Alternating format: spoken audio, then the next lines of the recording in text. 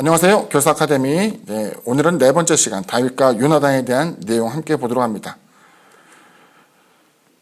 본문 이제 참된 우정은 언약에 기초합니다. 첫 번째 내용이죠. 함께 봅니다. 다윗이 사울에게 말하기를 마침에 요나단의 마음이 다윗의 마음과 하나가 되어 요나단이 그를 자기 생명같이 사랑하니라. 그날에 사울은 다윗을 머무르게 하고 그의 아버지의 집으로 다시 돌아가기를 허락하지 아니하였고 요나단은 다윗을 자기 생명같이 사랑하여 더불어 언약을 맺었으며. 두 번째 주제죠. 참된 우정은 친구를 위해 자기 행복을 내겁니다. 사울이 그의 아들 요나단과 그의 모든 신에게 다윗을 죽이라 말하였더니 사울의 아들 요나단이 다윗을 심히 좋아하므로 그가 다윗에게 말하 이르되 내 아버지 사울이 너를 죽이기를 꾀하시느니라. 그러므로 이제 청하노니 아침에 조심하여 은밀한 곳에 숨어 있으라. 내가 나가서 내가 있는 들에서 내 아버지 곁에 서서 내 일을 내 아버지와 말하다가 무엇을 보면 내게 알려주리라 하고 요나단이 그의 아버지 사울에게 다윗을 칭찬하여 이르되 원하건대 왕은 신하 다윗에게 범죄하지 마옵소서. 그는 왕께 득죄하지 아니하였고 그가 왕께 행한 일은 심히 선함이니이다. 그가 자기의 생명을 아끼지 아니하고 블레셋 사람을 죽였고 야훼께서는 온 이스라엘을 위하여 큰 구원을 이루셨으므로 왕이 이를 보고 기뻐하셨거늘 어찌 까닭 없이 다윗을 죽여 무지한 피를 흘려 범죄하려 하시나이까. 사울이 요나단의 말을 듣고 맹세하되 야훼께서 살아계심을 두고 맹세하거니와 그가 죽임을 당하지 아니하리라. 요나단이 다윗을 불러 그 모든 일을 그에게 알리고 요나단이 그를 사울에게로 인도하니 그가 사울 앞에 전과 같이 있었더라. 참된 우정은 서로의 믿음을 강건하게 합니다. 다윗이 사울이 자기의 생명을 빼앗으려고 나온 것을 보았으므로 그가 십광야 수풀에 있었더니 사울의 아들 요나단이 일어나 수풀에 들어가서 다윗에게 이르러 그에게 하나님을 힘있게 의지하게 하였는데 곧 요나단이 그에게 이르기를 두려워하지 말라. 내 아버지 사울의 손이 내게 미치지 못할 것이요 너는 이스라엘 왕이 되고 나는 내 다음에 될 것을 내 아버지 사울도 안다 하니라. 두 사람이 야훼 앞에서 언약하고 다윗은 수풀에 머물고 요나단은 자기 집으로 돌아가니라. 저는 이제 신앙이라고 할 때에 결단, 이것을 이제 매듭진다라는 것으로 이제 종종 표현하곤 합니다. 우리는 삶을 살면서 이전으로 돌아가지 못하는 어떤 결론을 짓는, 다시 말하면 매듭을 짓게 되는 삶의 단계가 있다고 생각합니다. 근데 거기에 보면은 단순히 어떤 상황의 전개로만 이루어지는 것이 아니라 약속, 결단, 그래서 그 맹세에 대한 것이 결국 풀어지지 않는다는 것을 종종 언급하게 되죠. 그래서 우리가 이제 흔히 성경이라고 이야기하는 성경이라고 하는 것은 구약과 신약으로 되어 있는데, 개론에서 늘 얘기하는 것 중에 하나지만 옛 약속, 옛 언약, 그리고 새로운 약속, 신언약, 이렇게 해가지고 구약, 신약 이렇게 나누기도 합니다.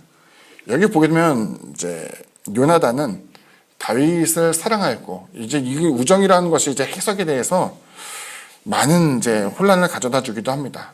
요즘 같은 경우는 이제 성소수자에 대해서 논란이 많이 있기 때문에 거기서도 이제 언급할 필요가 있다고 생각되는데, 어떤 사람은 이것은 어떤 동성연애의 한 단계로서 보기도 해요. 그런데 성경에서는 이것을 절대로 지지하지 않습니다.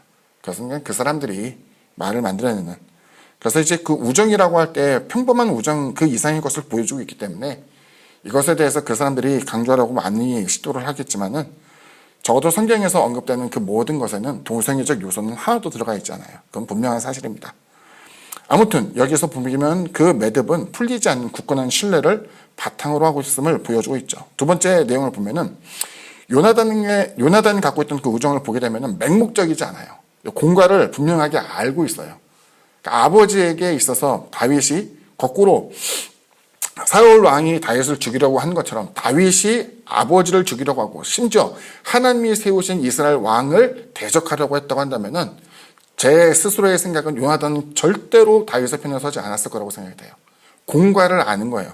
선악을 분별할 줄 알았습니다. 그래서 그 우정이라는 것은 내가 사랑하기 때문에, 내가 좋아하기 때문에 맹목적으로 그 사람의 편을 들어주는 것이 아니라 이치에 대해서 생각을 하고, 하나님께서 다윗과 함께 하셨고 블레셋 사람을 물리치시고 골리앗을 섬멸할 수 있도록 하나님께서 도와주셨는데, 왕이시여 그 사람을 죽이려고 하지만 말고 그 사람을 등용해 줄 것을 이제 간곡하게 부탁하고 있는 것이죠. 그래서 흔히 말하는 이제 우리가 생각하는 좋은 친구라고 하면은 그 우정, 이건 의리로만 구성되는 게 아니에요. 그 사람에게서 좋은 일을 도모하고 바른 길로 인도하는 이런 것들이 함께 함축되어 있고, 그 같은 길을 걸어갈 때에 그 사람과 동행하며 그 사람을 축복해 줄 수 있고 그 사람에게 위로해 줄 수 있는 것이죠. 그래서 함께 올바름을 추구할 때에 그 우정이라는 그 가치가 빛날 수 있다는 것을 기억했으면 좋겠어요. 그래서 이제 사람과의 친분에 있어서 이게 옳은 길이 아님에도 불구하고 그 사람의 편을 들어주기 위해서 억지에 동참하고 따라가게 된다면은 이것은 오히려 참된 우정이라기보다는 그 멸망에 대한 재촉을 더욱더 하는 어리석은 행동이라고 생각이 됩니다. 마지막 보게 되면 요나단의 우정, 이것을 보면 자신의 미래, 즉 왕권에 있어서도 그 우정이라는 것이 흐려지지 않았다는 사실이에요. 굉장히 중요하다고 생각되는데, 종종 우리는 친구를 사귄다라고 할 때 그 친구가 나를 다 이해해주고 친구가 내 편을 들어주고 나를 위해서 존재하는 것처럼 생각하며 자신의 수하처럼 그리고 자신의 보좌관처럼 그 친구를 겨루는 세상의 모습들을 많이 보게 됩니다. 근데 여기서 보게 되면은 요나단은 다윗을 훗날 자기가 왕이 될 때 자신의 훌륭한 참모가 될 것을 기대하면서 한 게 아니었어요. 동등하겠죠.